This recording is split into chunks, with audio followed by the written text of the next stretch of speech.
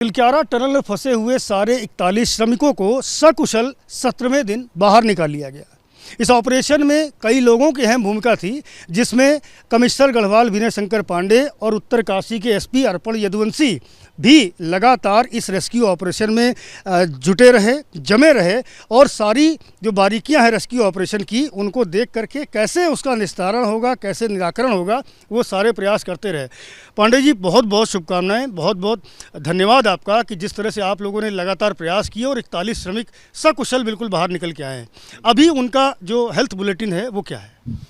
देखिए, ये बड़ा ही सौभाग्य का विषय था कि हमारे जो 41 श्रमिक भाई रेस्क्यू करके कल बाहर निकाले गए, तो जो हमारी स्ट्रेटजिक एरिया थी वहाँ पर सबका प्रिलिमिनरी एग्जामिनेशन किया गया था और सभी पूर्णतया स्वस्थ पाए गए, प्रसन्नचित्त पाए गए। हर लेबर के साथ मैंने पर्सनली एक एक करके बात की और सभी का कॉन्फिडेंस लेवल भी बहुत अच्छा था।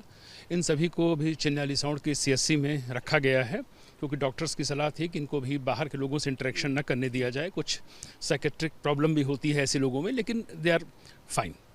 पांडे जी, मैं देख रहा था कि जब ये ऑपरेशन ख़त्म हो रहा था उस वक्त आप वहीं टनल के भीतर मौजूद थे। हमें उस क्षण के बारे में थोड़ा सा बताइए, किस तरह से ये श्रमिक निकाले जाने में लगातार बाधाएं आती रहीं, धीरे धीरे बाधाएं दूर हुईं और वो क्षण आया जब एक एक करके श्रमिक बाहर निकाले गए। तो वो थोड़ा सा घटनाक्रम, वो जो आपका एक्सपीरियंस है, उसको ज़रा साझा करें। देखिए, ये कल दोपहर बाद से ये बिल्कुल हो गया था कि ब्रेक थ्रू हो गया है टनल में, और उसके बाद जब हम लोगों की निकालने की प्रक्रिया शुरू होने वाली थी तो थोड़ा बहुत मक और आ गया, इससे थोड़ा सा टाइम और लगा और हमारे जो राइट माइनर्स थे वो अंदर गए और उन्होंने बहुत ही अच्छा कार्य किया। हाथ से सब मक हटाई और रास्ता जब क्लियर हो गया तो उस समय बड़ा ही एक आप कह सकते हैं कि एक अजीब सा डर भी था और साथ ही साथ भावनात्मक रूप से हम सभी काफ़ी, मतलब आंखों में हम लोगों के आंसू थे कि जल्दी से वो क्षण आए कि जहाँ 17 दिनों से फंसे हुए हमारे श्रमिक बाहर निकलें। और जब एक एक करके बाहर निकले हैं तो उसको शब्दों में बयान नहीं किया जा सकता, उसकी केवल अनुभूति ही की जा सकती है। ये बताइए कि पहले कुछ एक श्रमिकों को स्ट्रेचर से निकाला गया, उस पर वो आए, लेकिन बाद में सब अपने आप ही चलते चलते चले आए, ऐसा था क्या? जी, देखिए, जब अंदर NDRF और SDRF की टीम गई तो एज पर उनकी जो SOP उन्होंने निर्धारित की थी कि स्ट्रेचर में उनको हम लोग बांध कर फिर धीरे से पुश करते हुए ले आएंगे, लेकिन अंदर के श्रमिकों में इतना उत्साह था कि 2 लोग तो स्ट्रेचर के माध्यम से आए, इसके बाद सभी एक एक करके लाइन बनाकर वो क्रॉल करते हुए बाहर आ गए। तो आप समझ सकते हैं कि वो पिछले 17 दिनों में यहाँ के लोकल प्रशासन ने, यहाँ पर माननीय मुख्यमंत्री जी के निर्देश पर, माननीय प्रधानमंत्री जी के आशीर्वाद से उनके भोजन पानी की इतनी अच्छी व्यवस्था थी, इतने वो उत्साहित थे, लगातार डॉक्टरों की कंसल्टेशन चल रही थी कि उनको कहीं से भी किसी भी प्रकार की मदद की आवश्यकता फिर नहीं हुई और वो स्वतः ही टनल से बाहर आ गए। मैंने देखा उत्तराखंड में कई सारे महत्वपूर्ण प्रोजेक्ट चल रहे हैं, जिनमें जैसे ऋषिकेश कर्णप्रयाग रेल लाइन हो, उसमें भी कई सारी टनल्स बन रही हैं। चारधाम आलवेदर रोड हो, जिसमें ये टनल बनी हुई थी तिलक्यारा से लेकर बड़कोट तक की। तो इस तरह के प्रोजेक्ट्स में थोड़ी लापरवाही भी की जाती है श्रमिकों की सुरक्षा और दूसरे जो सुरक्षा मानक हैं उनको लेकर के। तो क्या भविष्य में ये घटनाक्रम एक बड़ा अनुभव भी दे करके गया, एक मैसेज तो दे ही गया है, लेकिन एक अनुभव भी इससे हुआ है। तो इस अनुभव का इस्तेमाल के आगे जो प्रोजेक्ट चल रहे हैं उनमें कुछ किया जाएगा?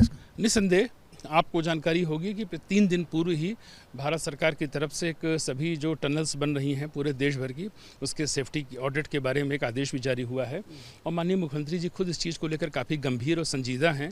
उन्होंने भी कहा है कि अभी तो हमारी प्राथमिकता रेस्क्यू थी, जो सफलतापूर्वक पूरा हो गया है। बाकी टनल से रिलेटेड जो भी प्रोजेक्ट हैं उनमें सभी सुरक्षा मानकों की गहराई से समीक्षा होगी और उसका भविष्य में उसके हिसाब से कार्रवाई की जाएगी। अर्पण यदुवंशी हैं, SP उत्तरकाशी, उनसे भी हम बात करेंगे।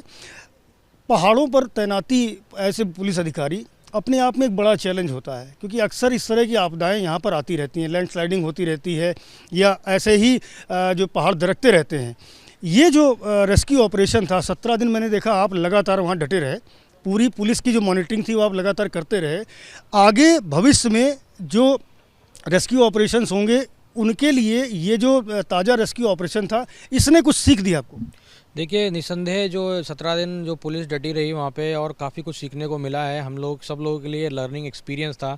इस तरह का ऑपरेशन जो है उत्तराखंड के इतिहास में भी पहली बार रहा है और हमारे लिए भी एक नई चुनौती थी। बट सभी ने बहुत अच्छा काम किया है और कुछ बहुत सारी लर्निंग्स भी हुई हैं इसमें। तो इसको एक केस स्टडी के तौर पे जो है लिया जाएगा और इससे जो भी शॉर्टकमिंग्स और फाइंडिंग्स रहेंगी उसको हम डॉक्यूमेंट करेंगे और आगे भी इसको याद रखेंगे कि भाई इस तरह के ऑपरेशन करने हैं तो क्या डूज़ एंड डोंट्स हैं, क्या नहीं करना है और क्या करना है।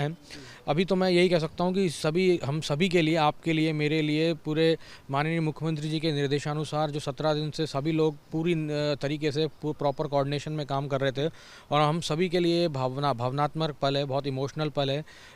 सभी से हम लोगों का एक जो टच है, साइकोलॉजिकल टच जो हो गया था और जैसे ही सभी लोग निकले तो सभी लोगों के चेहरे पे बहुत ज़्यादा खुशी थी और मुझे बहुत ही खुशी हो रही है कि हम लोगों ने उनको 17 दिन के बाद सेफली रेस्क्यू कर लिया गया और वो सभी लोग बहुत स्वस्थ हैं। शुरू में हमने देखा जब ये मलबा आया टनल में तो बहुत क्लियर नहीं थे कि इस मलबे को कैसे बाहर निकाला जाए, भीतर के श्रमिकों को कैसे निकाला जाए। मैनुअली कुछ काम करने की कोशिश भी हुई थी लेकिन वो सक्सेसफुल नहीं हुई थी। 7-8 दिन बाद जा कर के तकनीकी का इस्तेमाल शुरू हुआ, चाहे वो अमेरिकन ऑगर मशीन हो या हैदराबाद से लाया गया प्लाज्मा कटर हो, इस तरह की तमाम रेट माइनिंग भी उसमें एक बड़ा वो है।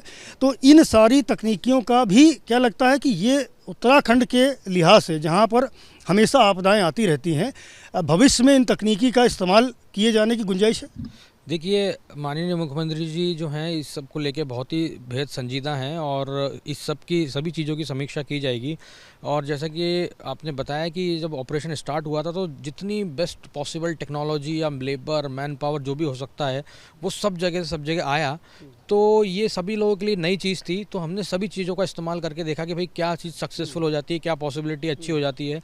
तो सभी चीज़ का यूज़ किया। अमेरिकन ऑगर ने भी जो है बहुत जल्दी काम किया 45 मीटर के बाद, बट दुर्भाग्यवश कुछ आगे कुछ फंस जाने के बाद वो ख़राब हो गई और उसने पाइप को भी बेंड कर लिया।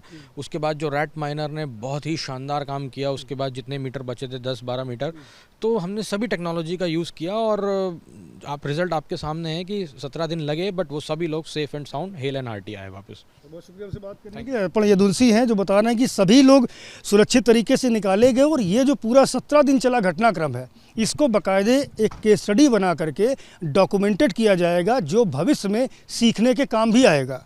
कैमरामैन फैसल के साथ संजय त्रिपाठी, ABP न्यूज़, उत्तरकाशी।